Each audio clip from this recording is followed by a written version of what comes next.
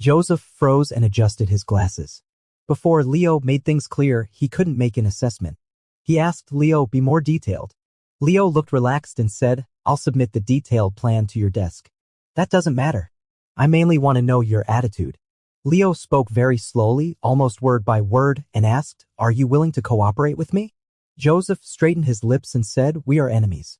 I don't trust you. Leo didn't mind his words and said, As you said, we are enemies because we are vying for the same thing. Both Leo and Joseph were vying for the resources of back.And group. They both knew that if Leo took control of the group, the resources of the Fu family would be tightened. Maybe Leo would even kick the Fu family out directly. That's why Joseph always wanted Nolan to take over and had been preventing Leo from expanding his influence.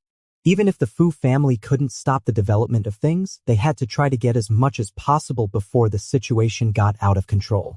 And Leo was also worried that the capital of the Fu family taking root too deeply in the group would affect his control over the company. Only Alexander hoped for a balance between the two sides. Leo said, Think carefully. Isn't it absurd? We clearly need the same thing. Besides fighting each other to a pulp, we can also cooperate. He pointed at Joseph and said, Cooperation means you have it and I have it too. You're an investor. You can invest in me. We can set a ratio and divide the spoils reasonably. Leo added. Joseph thought for a while and pointed out the pie isn't big enough. One person can be full, but two people can't. Leo said, It'll be enough if we add my father's share. Joseph's expression finally changed. He slowly raised his eyebrows. Leo said sarcastically, What? Don't tell me you can't bring yourself to deal with your brother-in-law. He said in his usual sarcastic tone, I didn't expect you to be so affectionate and loyal. It's really touching. Joseph was very similar to Leo. The biggest difference between them was Leo's natural meanness. Leo said, Or do you simply not want to do business with your brother-in-law's stepson? Or perhaps you think I'm committing an unpardonable offense by having designs on my own father. Joseph said, I just think you have a vivid imagination. Their relationship was indeed sensitive. To cooperate well, they needed to put aside many grudges. Leo said, I've always been down to earth and won't propose a plan without feasibility. He said calmly, You can use your calculator, like brain, to figure out whether it's beneficial or not to cooperate with me. Leo stared at Joseph, his expression remaining the same from start to finish. I'll draw up a blueprint for you. Lift me up and make Shearway the company that controls the group's lifeline. And as the capital behind me, we'll divide up my father's assets together. Joseph also looked at him. Instead of answering directly, he asked an irrelevant question. Before this, why did you tell me about you and Secretary Lucas? Joseph could understand an old enemy coming to him, but he couldn't understand why a big president like Leo would come to him and talk about how lovely his lover was. Leo said, Oh, no special reason. I just wanted to show off my relationship when I saw you. Joseph was well-bred and generally didn't get angry. For some reason, he felt a burning anger in his heart today. Seeing the proud look on Leo's face, he wanted to splash the tea beside him on Leo's face. Leo straightened his tie and said, Do you still want to see? I have more photos. Joseph completely regarded him as a dead man and said, If you keep doing such boring things, I'll refuse to cooperate with you. Hearing this, Leo sat up straight. So you're agreeing then? The corner of his mouth lifted slightly, his eyes shining like stars, looking completely confident. Leo said, Great. We can fight a beautiful battle. Just after the Spring Festival, all industries started their new year plans. back.And Group also put forward new requirements for its subsidiary companies. Just then, Leo pulled off a tricky move. He wanted to sell the redundant old departments of blxin and submitted an application to the board of directors. This was something Shearway had always wanted to do but was previously suppressed by Alexander. Now it was brought up again. This time, Leo had found a buyer. The potential buyer is the Su family from the neighboring province. The Su family has mainly invested in real estate in recent years. Now that the real estate market is shrinking, it's not surprising that they want to venture into the real economy. Just mentioning the Su family easily makes people think of Henry. Henry didn't deny his connection with the Su family. Only then did everyone realize that Leo was trying to build a bridge with the Su family through this deal. If the Su family can take over, it can not only clean up the redundant departments within the enterprise that cannot be digested, but also establish a relationship with the Su family. It's a win-win situation. Now, the board of directors has no reason to reject this deal. Alexander hesitated for a moment. Collaborating with the Su family was a great opportunity. After discussing with the board of directors, he agreed to Leo's approach but with one requirement. He demanded that Leo not use this opportunity to centralize equity and not practice autocracy in Shearway. He even suggested that the Su family be given a portion of Shearway's shares. Leo agreed. With the approval of the board of directors, Leo signed a contract with the Su family.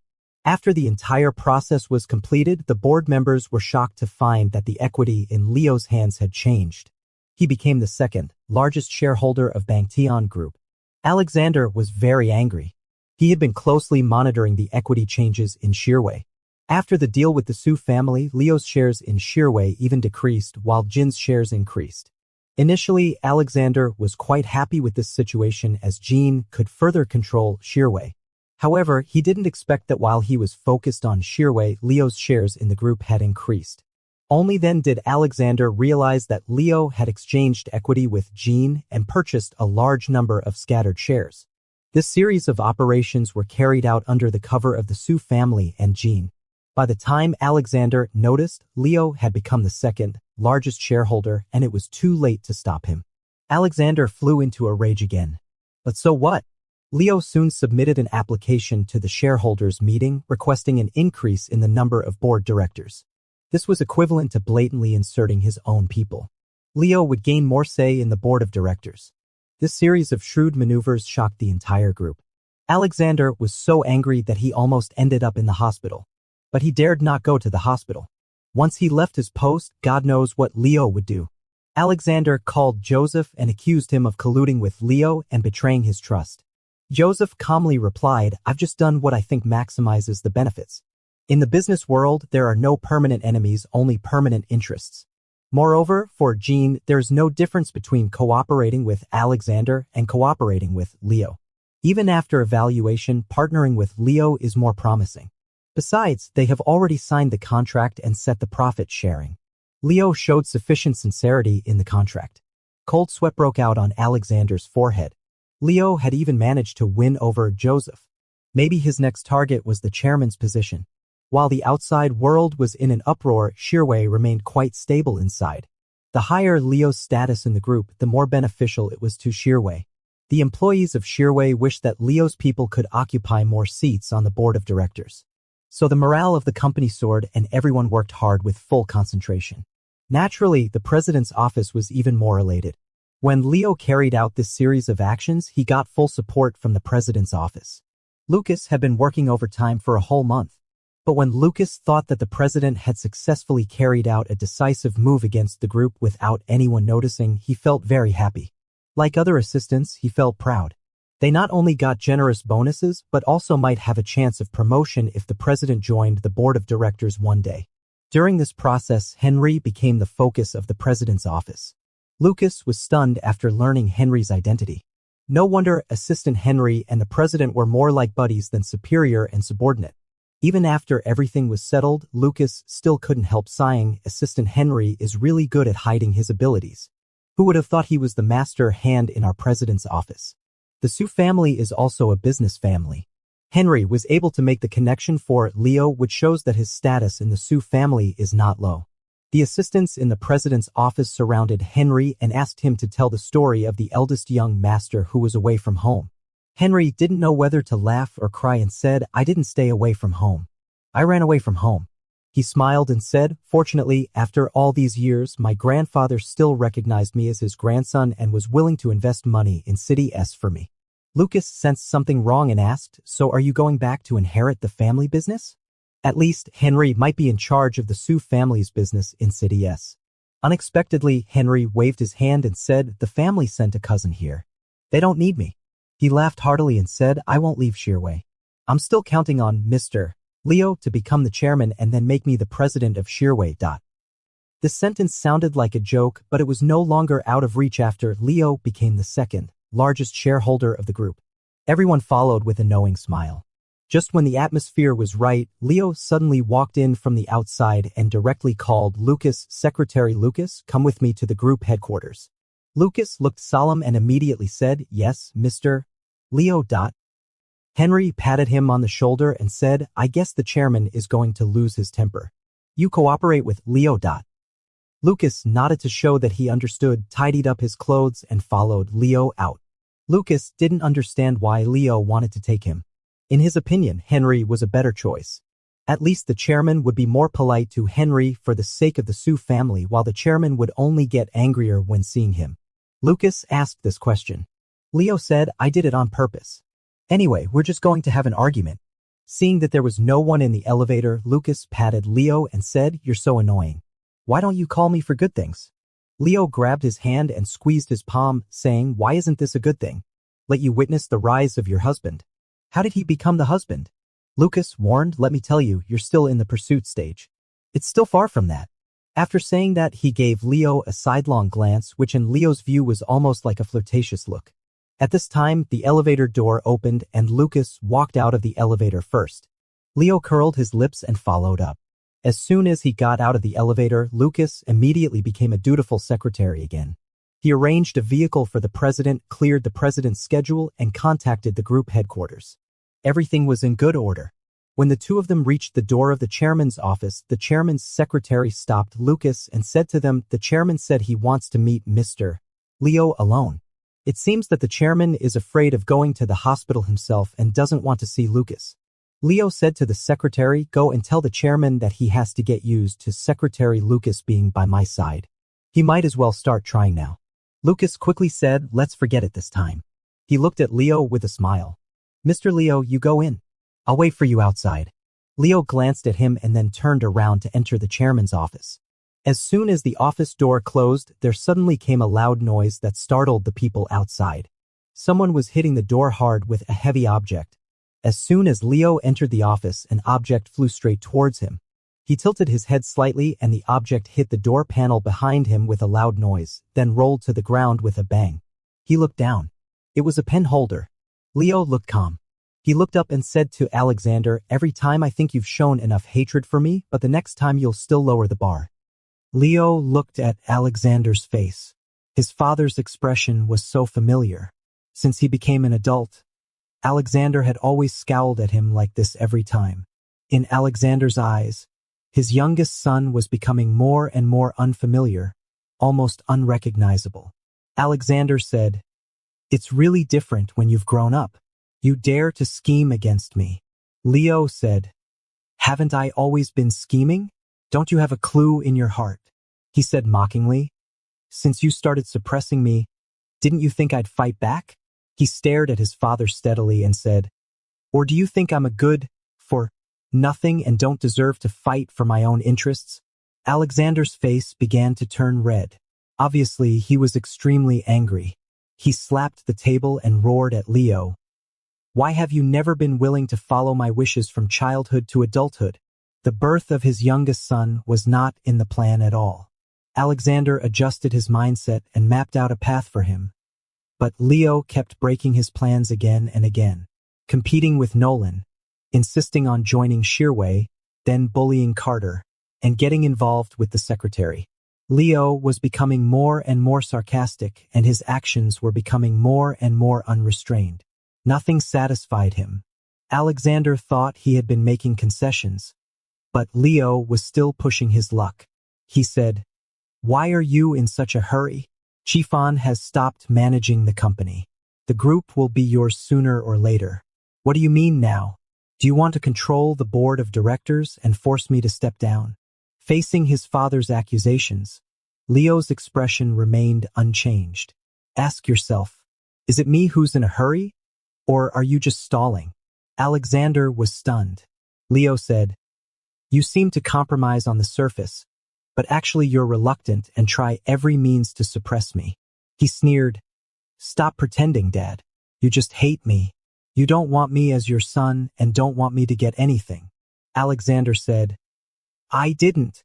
Leo interrupted, "However, it doesn't matter what you think or do." He said, "I'm here today as the president of Shearway to inform the chairman that I've submitted an application for an extraordinary general meeting of shareholders. Please arrange the meeting schedule as soon as possible." After saying that, he didn't want to stay any longer and turned to leave. Alexander called him to stop and said, "Don't think you can do whatever you want." Leo sneered, "I've never expected anything from you. Since you don't want me as your son, you might as well regard me as your enemy. Looking at Alexander, he said, correspondingly, I feel the same way about you. Alexander was stunned for a moment and then angrily said, do you mean you don't regard me as your father? Leo twitched the corner of his lips and said, from now on, let's compete with our own abilities, Chairman. After Leo said this, he opened the door of the office and walked out. Alexander was still shouting at him from behind, trying to call him back, but Leo pretended not to hear. When he walked outside and saw Lucas looking at him worriedly, he took Lucas's hand.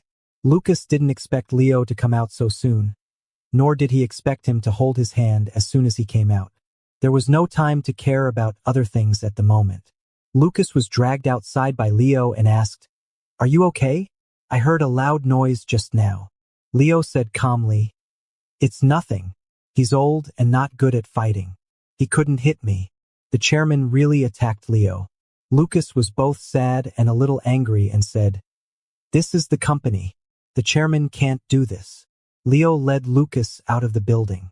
He asked the driver to get out of the car, sat in the driver's seat himself, and motioned Lucas to get in the car. Lucas sat next to him. When the car started, Leo stared intently at the road conditions.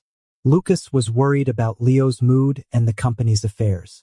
After thinking for a while, he asked, what did the chairman say? Leo said, no matter what he says, it can't change the reality. It doesn't matter. Lucas thought for a long time before saying, don't be sad. Leo pulled over by the roadside, turned to look at Lucas and said, I'm not sad. Leo took Lucas's hand and played with it in his palm. You may think I'm heartless, but I'm really not sad. He thought for a moment and said to Lucas, I don't know how to explain how I'm feeling now. It's like there's a natural flaw in my life. In the past, I often got angry and helpless about this flaw, but now I've let it go. He looked at Lucas. Unlike after every quarrel with Alexander, he didn't have an air of hostility all over him, but his eyes were gentle. Lucas saw that his calmness didn't seem to be feigned, so he felt a little relieved, but he was very sad because of his words. The flaw in Leo's life was a hole in his heart. This hole was dug out by his father himself, and no amount of care from others could fill it.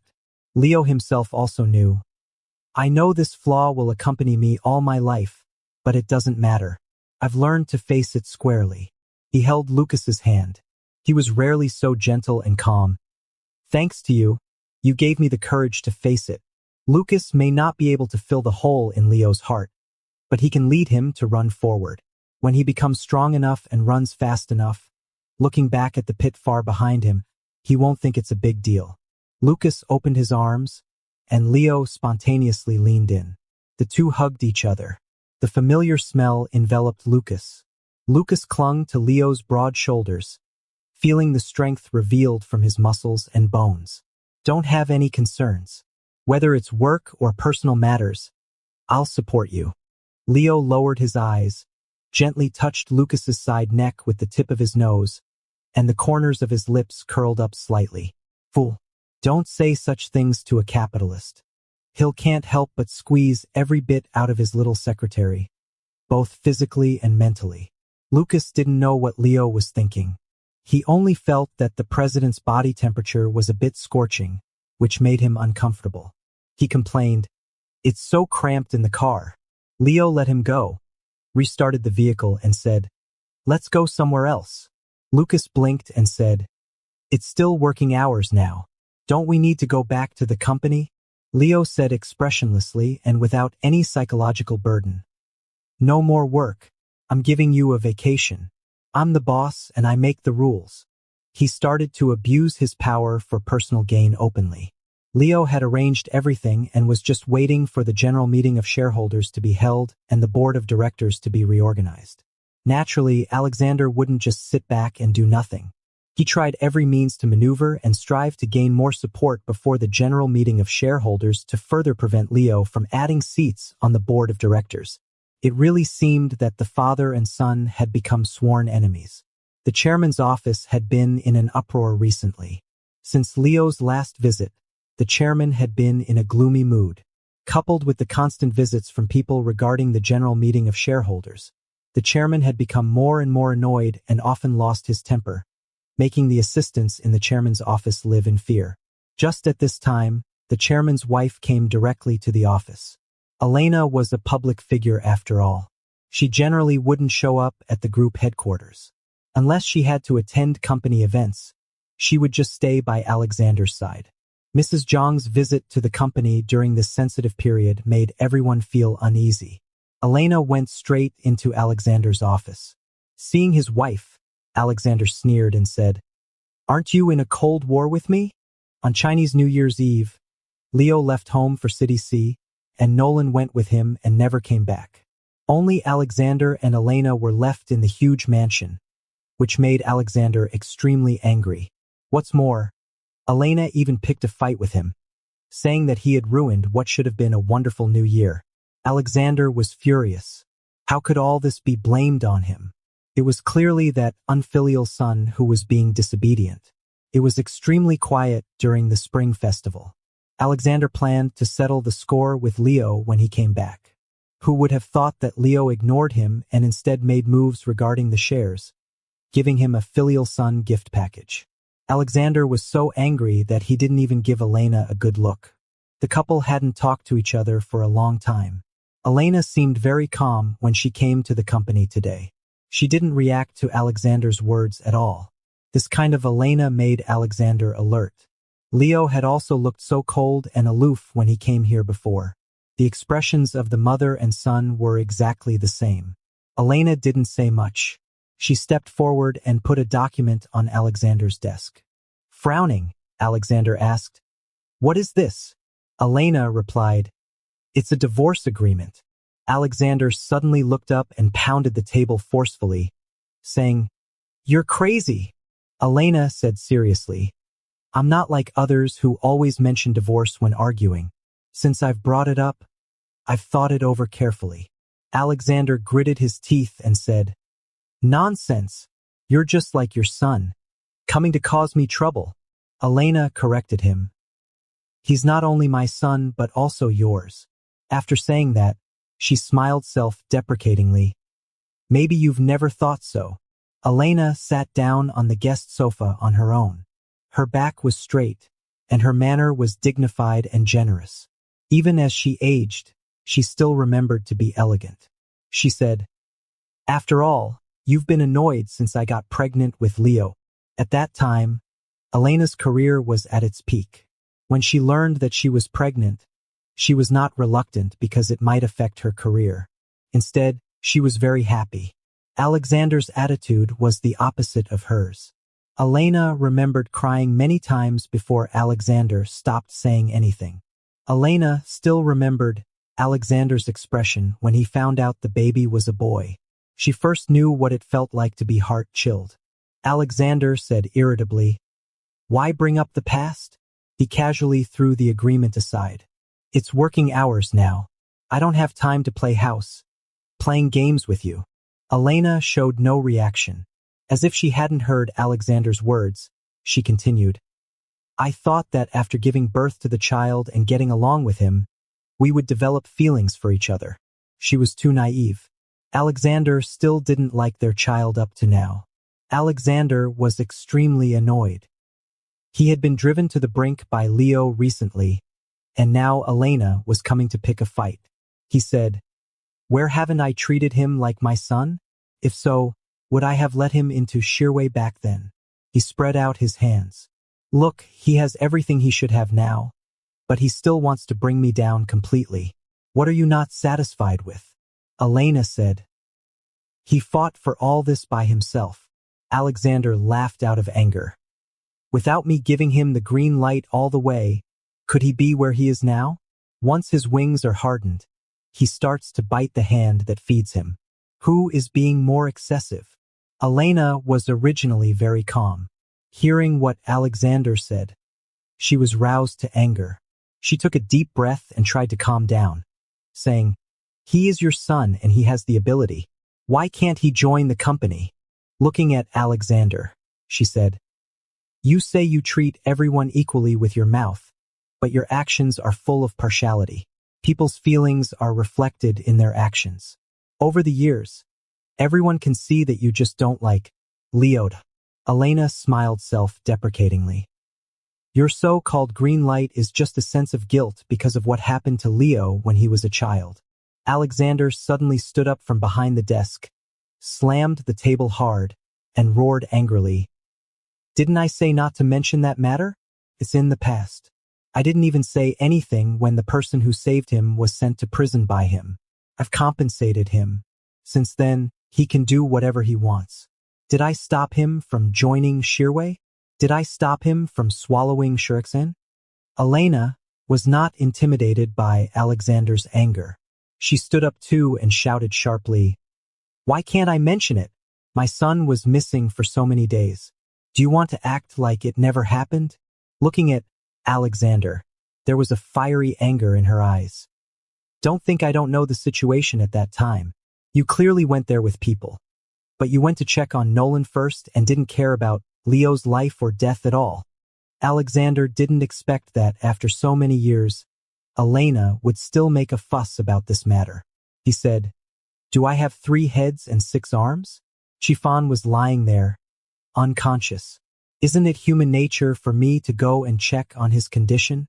Elena let out a strange, high-pitched laugh, staring fixedly at Alexander. Hatred gradually welled up in her eyes. So, it's also human nature to watch Leo being taken away right in front of your eyes. Alexander was confused. What other way was there at that time? Elena asked. Why didn't you go up there and exchange yourself for Leo? Alexander froze and looked at Elena in disbelief. You're crazy, Elena said softly. I'm not crazy. If I had been there at that time, I would have done so. They were after you. As long as you called out to them and offered to exchange yourself, they wouldn't have disagreed. Even if you just pretended to do something and tried to stall for time. Or you could have met their conditions on the spot to stabilize the situation first. Aren't you very smart in business? There were countless ways to try to save Leo at that time. But you didn't do anything. All you could think about was Nolan's injury. You were afraid that something might happen to him and that you would be sorry to your late wife and the Fu family. So you just watched them take my child away. Alexander was stunned by what Elena said. Recalling the situation at that time, many details had become unclear, but he still remembered his feelings then. He saw Nolan lying in a pool of blood and was completely stunned. At that moment, he indeed thought of his late wife. Elena had been with him for so many years and knew him very well. The more she knew him, the more desperate she became. Alexander slowly sat down in the chair and said, You can't blame me for not doing well. It was an accident. Elena's tone softened, but it sounded even colder than when she was angry. She said, I've said that after all these years, you should have seen the fact that you don't care about Leo. Elena said quietly, even a bit calmly, Anyway, after that incident, I've come to my senses. I'll be good to my child myself. She said, Anyway, in your heart, he can't compare with Nolan, and I can't compare with your late wife. Alexander tightened his lips and the corner of his forehead twitched. He said, Don't talk nonsense. Elena said indifferently, You know whether I'm talking nonsense or not. Alexander got angry again and said, We've been married for decades. Do you still care about these things? Elena said, I'm not being fussy. I just think it's meaningless. She pointed to the divorce agreement that Alexander had thrown aside and said, I advise you to take a good look at it because I'm serious. Only then did Alexander realize that Elena was serious. His face contorted and he said, Don't forget that we signed an agreement before marriage. If you divorce me, you won't get anything. Elena laughed. She laughed happily and said, People say that I married you for money. To prove myself, I didn't want a single cent. Now that I think about it, I was really naive. Why shouldn't a woman get paid for her youth? As she laughed, her expression turned cold. She said, Fortunately, I came to my senses after that incident and started to plan for my son. Do you think I endured you for so many years for no reason? It's just because Leo wasn't grown up yet. I had to seek resources for him in the Qin family. Now that Leo has grown strong, I don't have to endure anymore. Alexander was furious when he heard this and said, What have I made you endure? Don't you have everything you want? Elena said mockingly, You still don't understand. I earn enough for myself. What I want is a harmonious family and whole-hearted concern. Alexander's eyes began to dodge, and he bluffed, Don't be so smug. I'm not dead yet. It's not Leo's turn to take over. Elena looked at her husband with a half-smile and said, "You don't think I haven't taken precautions over the years, do you?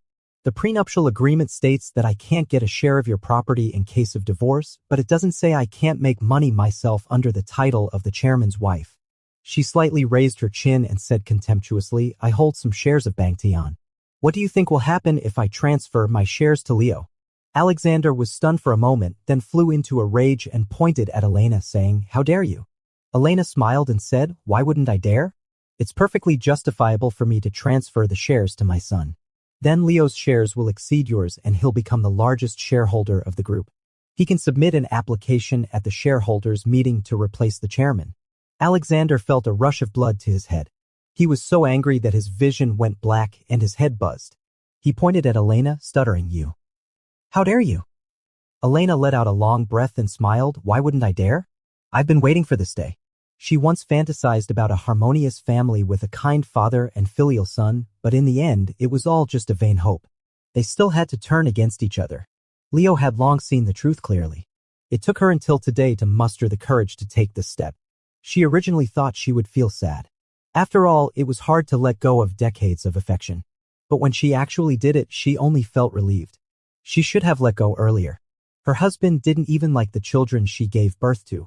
How could she expect him to respect and love her? Elena regained her composure and left with a word, "Take care of yourself." After saying that, she put on her sunglasses and walked out of the chairman's office with an impeccable demeanor. Alexander sat in his office chair, lost in thought for a long time. Although the office was very quiet, it seemed as if Elena's voice always lingered in it. After a while, Alexander suddenly remembered something and took out his phone to call Nolan. Nolan answered the call quickly and asked, "Dad, what's the matter?" Alexander said urgently, "Transfer the shares you hold to me right now. Immediately. Otherwise, Leo would soon become the largest shareholder of the group and it would be too late." Nolan remained silent and didn't agree immediately as Alexander had imagined. Alexander sensed something was wrong and asked, "What's the matter? Are you not willing?" Even Nolan wouldn't help him.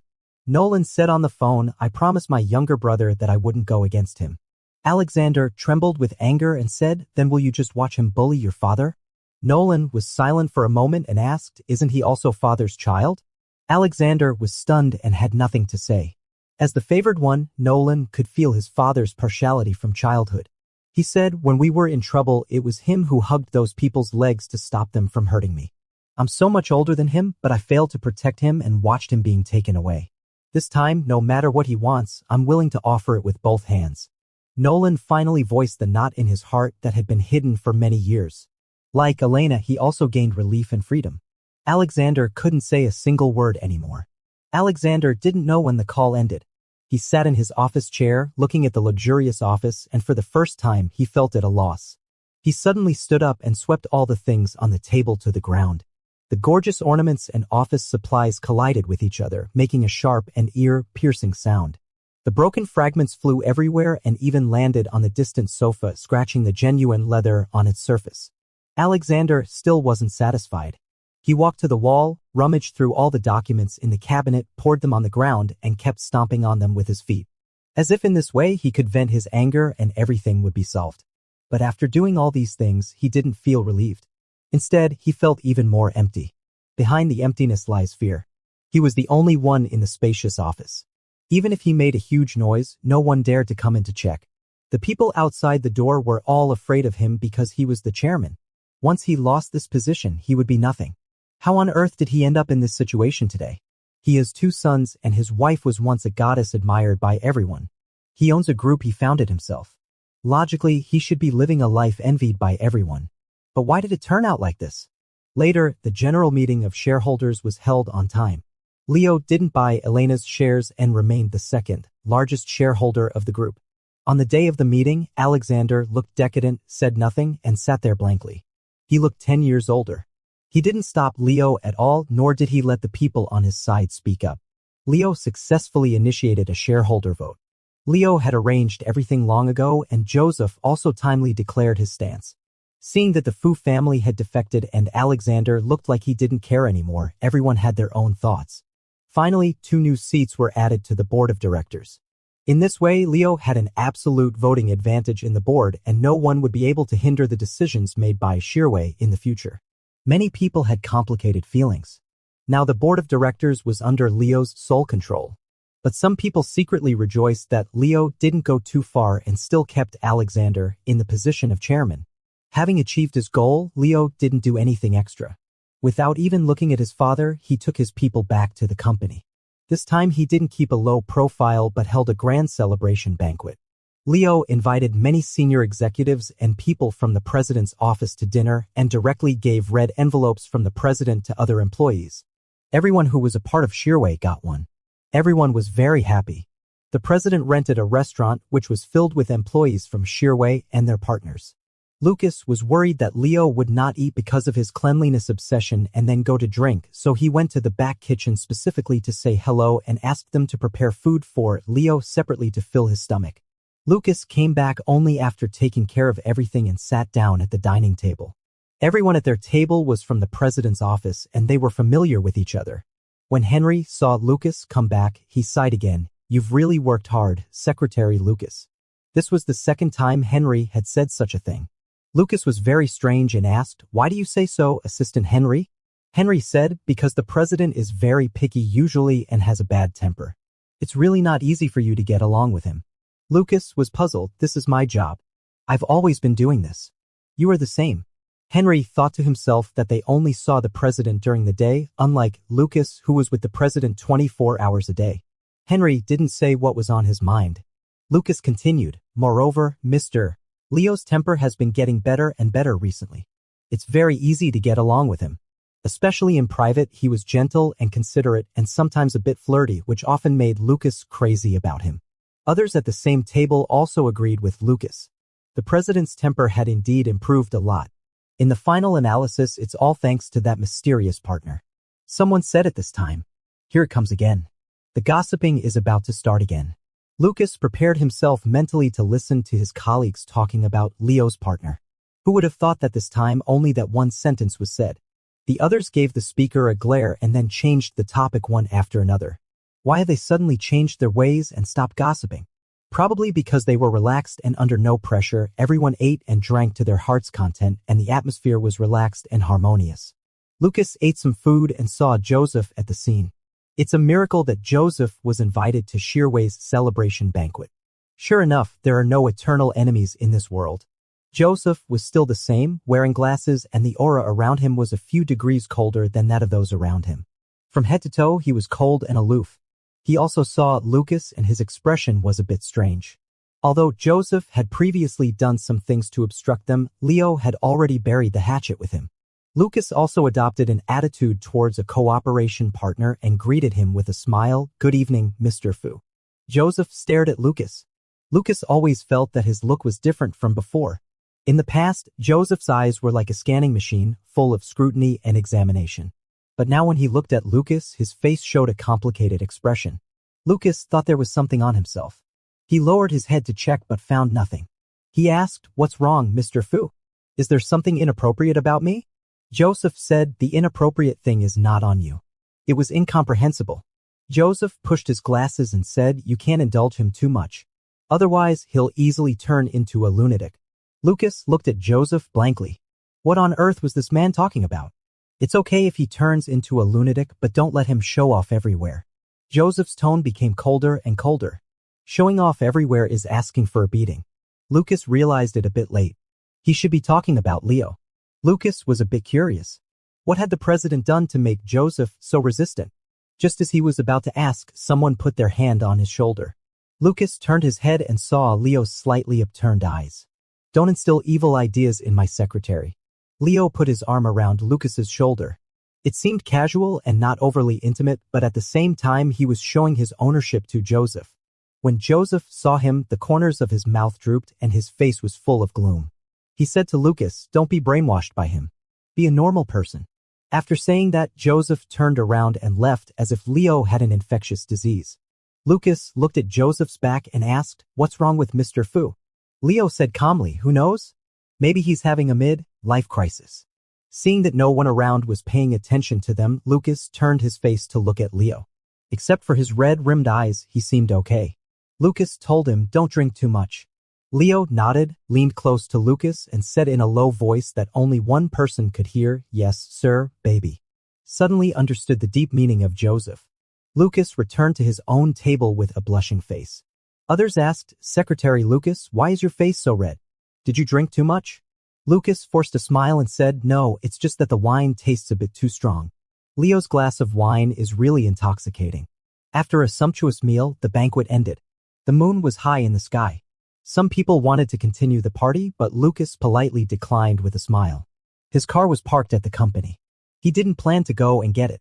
Instead, he planned to call a car directly to go home. At this time, Leo's car slowly drove over and stopped beside him. Leo looked at Lucas through the rear window. The night was hazy. The president's eyes became blurred because of the alcohol. There was a hint of charm at the corners of his eyes, and there was a half smile on his lips. This little secretary looks a bit lonely all by himself. Would you like to go home with me? Lucas subconsciously looked around. Fortunately, there were no colleagues around. He glared at Leo and said, "Don't use the tone of a lecherous old man." He walked to the car, opened the door by himself, and sat beside Leo. Leo coaxed him, "Then call me uncle." Lucas was a bit nervous. The driver was still in the front. When he saw that it was the bodyguard in the driver's seat, he breathed a sigh of relief and then asked, "Did you drink too much?" Leo stared at him with his dark eyes and said, "Why don't you call me?" Lucas actually heard a hint of grievance in Leo's tone. Lucas was really both amused and annoyed. He said, "You were brother before, but now you've become uncle. You're getting older and older." Leo slowly slumped down, resting his head on Lucas's shoulder. His eyes were half open and half closed as he said, "It's still better to be brother. He turned his head and his lips gently brushed past Lucas's earlobe. He said in a low voice, "Call me brother and let me hear it." Leo became even more clingy after drinking. He rarely showed such a lazy state. He seemed to be 10 years younger. He pestered Lucas in the car, making Lucas blush. "You've called me before. Don't be shy." Leo's tone was like a hook. Lucas had no choice but to call out, "Brother." Leo curled the corners of his mouth. Finally, they arrived at Yunting Mansion. Lucas wanted to help Leo, but Leo grabbed his hand instead and led him inside, saying, "I'm not drunk." Maybe he wasn't really drunk. He was just acting crazy under the pretext of being drunk. The two entered the house. Lucas was already very familiar with Yunting Mansion and said, "Let me cook you a bowl of noodles." As a businessman, Leo had a lot of dinner parties, but actually he ate very little each time. Although Lucas had informed the restaurant kitchen, Leo still spent the whole night drinking. Lucas was afraid that drinking would hurt his stomach and wanted to get some food to fill his stomach. Leo looked at Lucas and slowly said, "No wonder everyone wants to find a wife. A wife is so considerate and beautiful. It's so nice to have a wife to care for you." Lucas glared at him and said, "Who's your wife, you old rascal?" Lucas's ears turned a little red. He turned his head and walked towards the kitchen, saying, "I'll go cook the noodles." Leo followed behind him and drawled, "Okay, cook the noodles for me to eat." What a hooligan. Lucas's cooking were almost zero, but at least he could cook a bowl of noodles. He busied himself for a while and made a bowl of noodles. He turned around and found Leo leaning against the kitchen door frame, looking at him tenderly. At that moment, Lucas's heart melted. You can really see love in someone's eyes. It's an indescribable feeling. You can see the cool breeze in summer and the warm sun in winter in his eyes. And your reflection. The reflection of the loved one is wrapped in his gaze, more dazzling than the stars and brighter than the sun. Lucas stood there holding the bowl of noodles, stuttering. Leo asked him to come over, and the two of them sat down at the dining room table together. Leo slowly picked up the noodles with chopsticks and put them into his mouth. Lucas just stared at him. While eating, Leo said, "I'm very happy today." Lucas nodded and said, "It's obvious." Leo said, "It's only today that I feel relaxed. For so many years, he always felt suppressed and controlled. Only today did he pull off the hand that was choking his throat." Lucas reached out and patted the back of his hand, saying, "You deserve it." However, there was something Lucas wanted to ask. "Don't you want to be the chairman?" The position of the chairman was within reach, almost at his fingertips. Leo nodded and then shook his head. "I originally wanted to, but when it came to the critical moment, I found that I didn't want it that much." Lucas thought to himself that he was still soft-hearted. Leo said, "I still don't want to leave Shearway. I still have many ideas that haven't been realized. It's still too early to leave Shearway and go to the group now." Lucas understood. It was indeed too early. Shearway had grown up with Leo. Although it was booming, it was far from the point where he could just walk away. This was not the right time to let go. It wasn't a good time, but Leo took the initiative in advance still because Alexander was too excessive. Moreover, the title of chairman sounds a bit old-fashioned, Leo said. I'm afraid that after becoming the chairman, I won't be able to be your president brother anymore and will be forced to be the chairman uncle. Lucas ignored his joking and talked about serious things. Now the path under your feet has broadened. Go wherever you want and be more free-spirited. Don't have any concerns? Leo slowly finished the noodles and said, since I met you, I seem to have had no more concerns. Lucas pursed his lips and complained helplessly, annoying. We're talking about serious things. Leo said, I'm also talking about something serious. He pushed the tableware away, wiped his mouth, looked into Lucas' eyes, and said, I remember you haven't formally agreed to me yet. Lucas was stunned for a moment, not expecting him to bring this up at this time. At that time, Lucas did reply very vaguely, but after that, the two of them got along just like a couple. Lucas thought they were already together. Now that Leo brought it up directly, Lucas was rather confused and didn't understand what he meant. Leo put one hand on the dining table and the other on his knee. His posture was proper and solemn. He cleared his throat and asked, so, am I qualified? Lucas blinked. Leo said with some difficulty, I know I'm not suitable for a relationship. I like to give orders. Maybe when we're together, I'm more like a boss than a lover. Lucas shook his head desperately and said, no, not at all. Once Lucas was also worried about this, afraid that they couldn't put down the burden of the superior-subordinate relationship. But when they got along privately, the feeling of being a boss became weaker and weaker. Leo respected him, was considerate to him, would joke with him, was also very clingy and sometimes a bit flirty. Thinking about the little details of their daily life, Lucas blushed a little. He even thought that Leo like this was the ideal lover in his heart. When they were together, every moment was never boring. This is what a relationship should be like. What was that 3-month relationship with that scumbag before? Leo coughed and said, that's good. I was worried that you would dislike me for having a bossy temper. Maybe there was still a little bit of dominance in his bones, but Lucas could completely accept it. He even felt a little happy when being treated firmly. On the day of the confession, Leo said that he would take care of everything and he would solve all the obstacles and difficulties. Now it seemed that he had done it. In such a short time, he had successfully transformed from a boss to a lover. Lucas smiled and said, if I disliked you, I would say it. He deliberately said, for example, I really dislike you calling me baby. Leo straightened his face and said, I can't change this even if you dislike it. I'll not only call you baby, but also call you sweetie. Lucas didn't hold back. He really couldn't stand this about Leo. He couldn't help but pinch him and said, so cheesy. Where on earth did you learn this? Leo said in a low voice, where else? Of course, it's from those domineering CEO novels. Leo moved his chair closer to Lucas and asked in a low voice, am I qualified? Give me a definite answer. Lucas felt his face getting hot. He had let Leo hug him and kiss him. Now Leo was still clinging to this question. How cunning. But Lucas knew that he had to give Leo an accurate answer. This was a sign of respect for Leo and also for their relationship. He took a deep breath, nodded and said, you're qualified. Leo looked at him with deep, intense eyes and said, it means I've won your heart. Lucas blushed and said, yes. Leo coaxed him and asked, then what's my current status? Lucas understood what the CEO meant. He closed his eyes and said shyly, you're my boyfriend. Leo hugged Lucas and gently stroked his back, saying, I thought you were going to say that I'm also your baby. Lucas bit his shoulder and said, that's enough. Don't push your luck. Leo lowered his eyes, looking at Lucas' beautiful back and waistline, and whispered, I want to kiss you. Lucas gave him a pat and muttered under his breath, stop pretending. They had kissed countless times. Leo raised his head, looking a bit pained, and said, but I just ate. I have to rinse my mouth. Such a fussy and clean freak. Leo negotiated with Lucas, well, I'll go wash up and you take a shower too. At this time, Lucas didn't realize what Leo meant. He thought Leo just wanted to clean himself up, so he obediently nodded. Leo looked at his obedient look. His mood was light as a feather, and his heart felt like it was flying in the sky. Lucas went to the bathroom in the guest room to take a shower with ease. As he was showering, he felt something was off and gradually realized Leo's intention. Then his skin got redder and redder while washing. It was hard to tell whether it was from the hot water or embarrassment.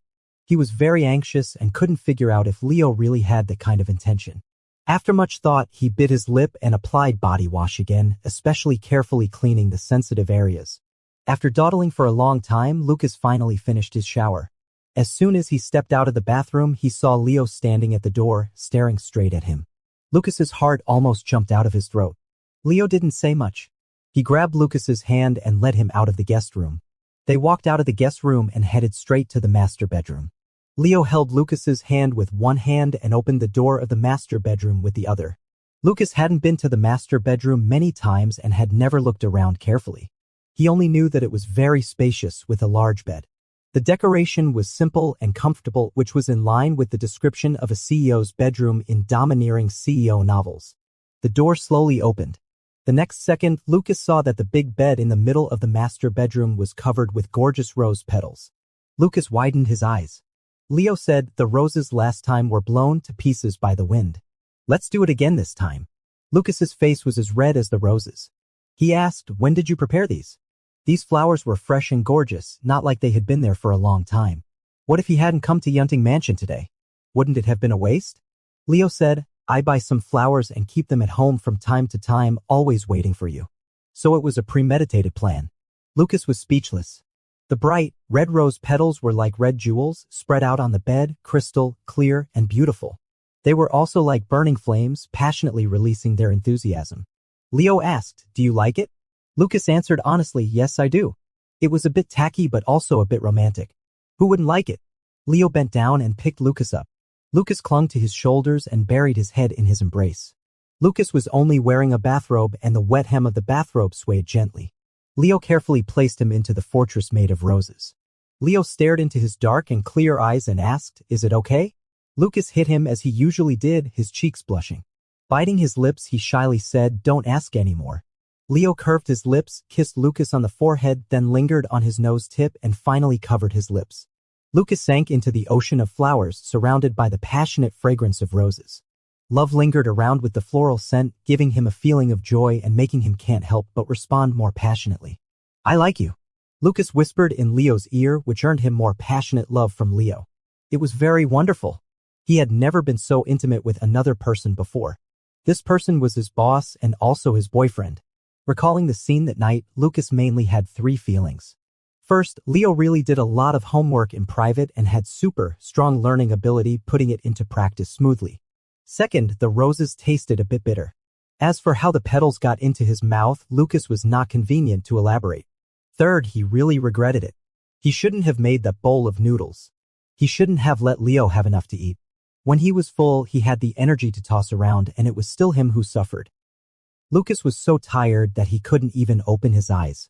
Later, Leo carried him to the bathroom to clean him up again, but he was already in a daze and couldn't remember clearly. Lucas fell into a deep sleep, but Leo had no sleepiness at all. He leaned beside him and stared at him with his eyes open. How could someone be so cute?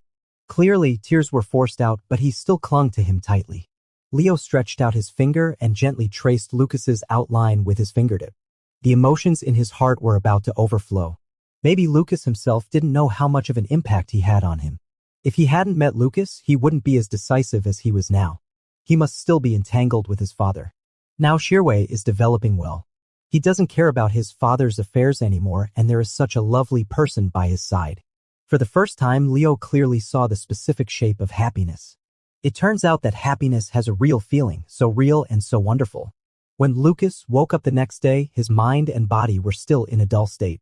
He stared blankly at the sunlight shining through the half-drawn window. He thought to himself that in his impression, the curtains were clearly closed, and not only closed but also swaying. It took him a while to realize that the curtains were shaking violently last night, not because of the wind. Lucas held back his shyness and slowly turned his head. Leo was leaning against the head of the bed, looking at a tablet. When he saw Lucas wake up, he put down the tablet and said in a hoarse voice, "Good morning, baby." Leo was wearing a white shirt and black trousers. He casually put his legs on the bed. The shirt was not buttoned properly, faintly revealing his strong chest, which still had ambiguous marks on it. He was lazy and casual, like a satiated leopard. Lucas ignored his crazy display of hormones and asked, "What time is it now?" Leo replied, "It's 11 o'clock. Lucas suddenly widened his eyes and tried to sit up from the bed, but failed because of the soreness all over his body. He fell back into the soft quilt, grimacing in pain. Is this the feeling described in some high-speed literature as feeling like being run over by a truck?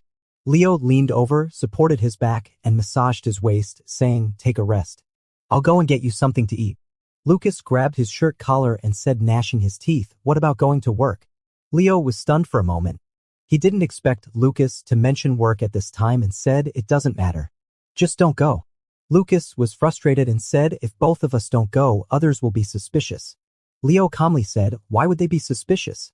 Isn't it normal for the president and the secretary to disappear together? But we can't just leave without saying a word." Lucas insisted, "It's too decadent. It's not okay." The little secretary was very conscious of his position. Even though his legs were weak, he must get up and go to work. Leo was a bit confused. Why was Lucas acting so differently from what he had imagined? He was still hoping that when Lucas woke up, he would shyly lean into his arms and they could stay at home all day to be affectionate. There was no affection, no shyness. Lucas sternly admonished Leo that he couldn't be like the domineering CEO in novels and never attend court early from then on, and he couldn't skip work for such a reason. The two of them quickly finished lunch and came to the company together in the afternoon. Everyone in the company was doing their own thing, and no one came to ask them why they hadn't come to the company in the morning. Leo looked at Lucas in the office and said, "I told you there wouldn't be any problem." Lucas covered his face with a document and said, "We must also be strict with ourselves." He placed a mountain-like pile of documents in front of Leo and seriously instructed, "Work hard." After saying that, he left the office awkwardly.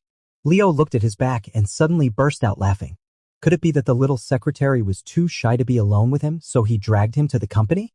Later, with the change in the board of directors structure, some changes also took place in the Chin family. Elena kept urging Alexander to get a divorce, but Alexander didn't agree. So, Ms. Jiang moved out of the Chin family's mansion and openly updated her status on all her social accounts, separated. At this, the media rushed into action. The marriage between the former goddess and the wealthy husband was in name only. This news was worth digging into. At first, many people said that Elena was old and haggard and had been abandoned by Alexander. Later, Elena uploaded photos of herself traveling everywhere on her social accounts and even held several live broadcasts. Her mental state was very stable and she looked radiant and younger than before. During her live broadcasts, many people asked her about the separation, but she didn't go into details. She just smiled and said, "The feeling of freedom is really great." In this way, some people began to spread the word that Elena was tired of the complicated and difficult life in the wealthy family and left the Chin family to live a free life. Anyway, this incident caused a small-scale stir. Even Camila called Lucas to ask what was going on, and Alexander refused to give in on the matter of divorce. At a meeting, he suddenly said that he had a heartache and left all the senior executives in the meeting room and went to the hospital to stay. When competing for the director's seat at the previous general meeting of shareholders, it was so intense, but Alexander didn't go to the hospital.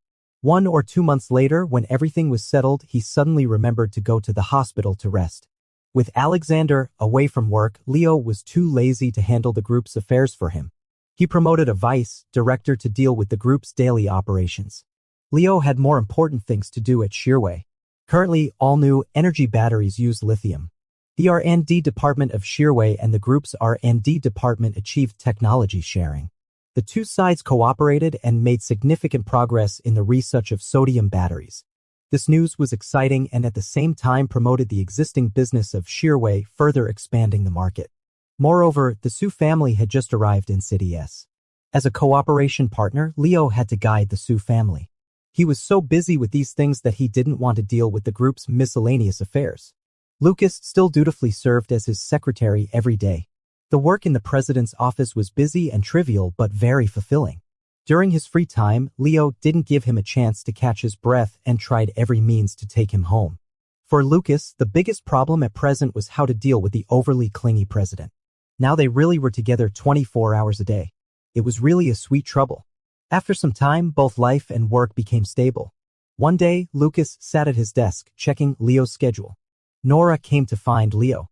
Lucas stopped her and said, "Mr. Leo went out temporarily and is not in the office." Nora was stunned. "But there is a document that needs his signature." Lucas said apologetically, "There is an urgent situation. Moreover, Mr. Leo may not come to the company tomorrow morning. How about I stamp the seal?" Nora shook her head. "Mr. Leo must review it personally and sign it by hand."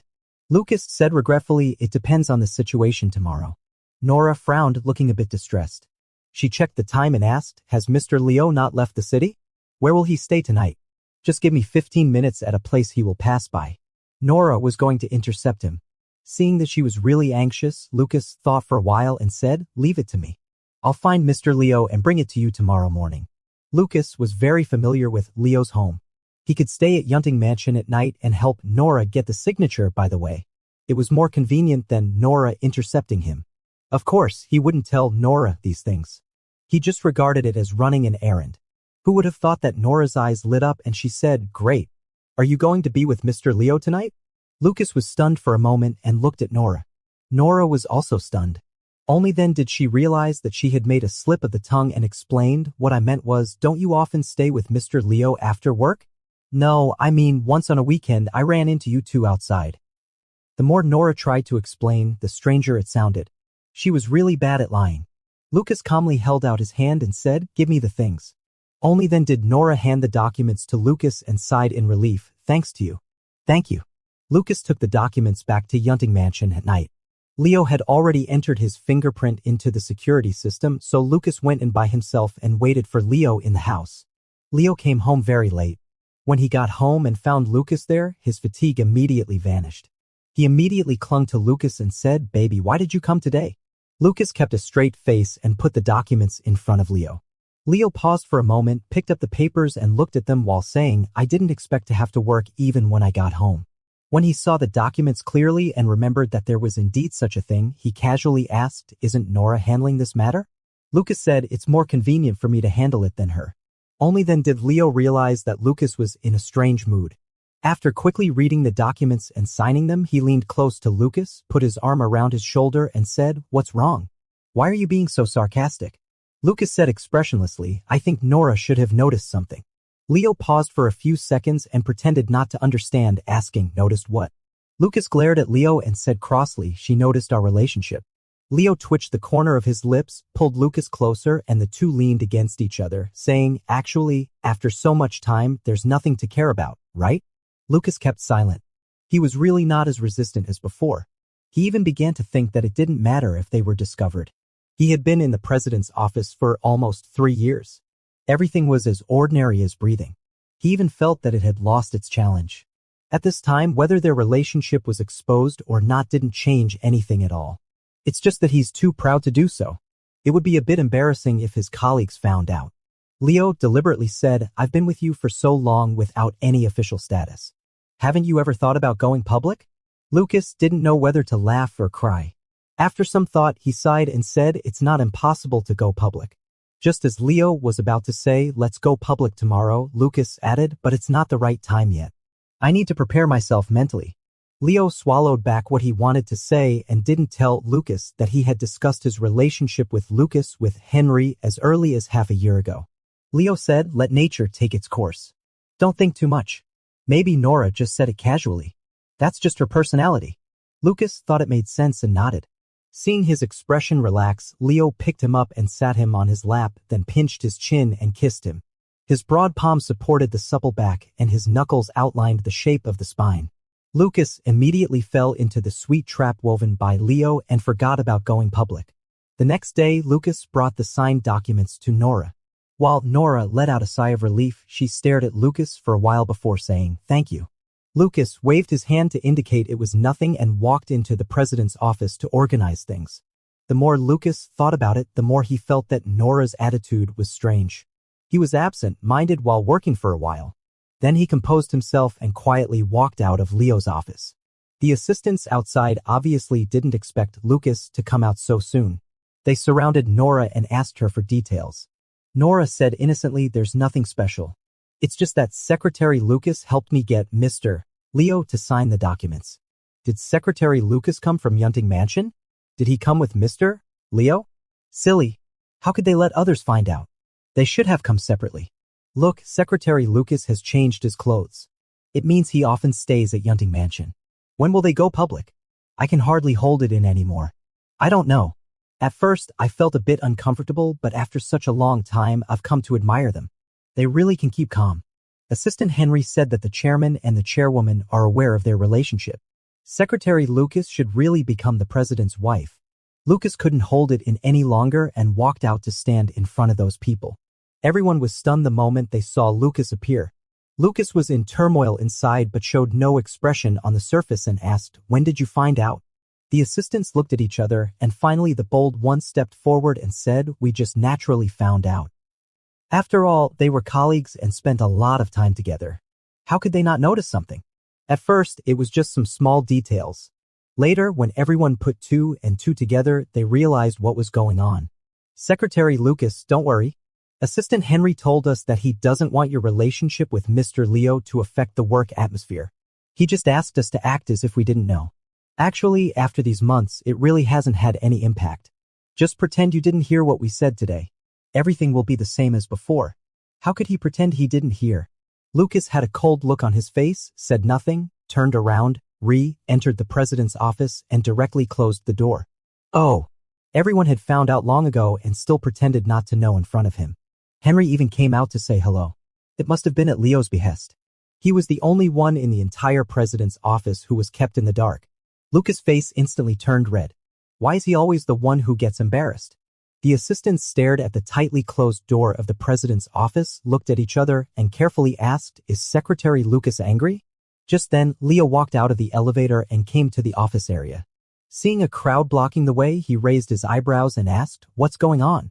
The assistants saw the president as if they had seen a savior and told him the situation all at once. Leo got the picture. He showed a half smile and said, "I'll handle it." He took steps towards his office. Before entering, he turned back and said to everyone, "I'll give you red envelopes later." After saying that, he walked into the place where Lucas was and gently closed the door in front of everyone.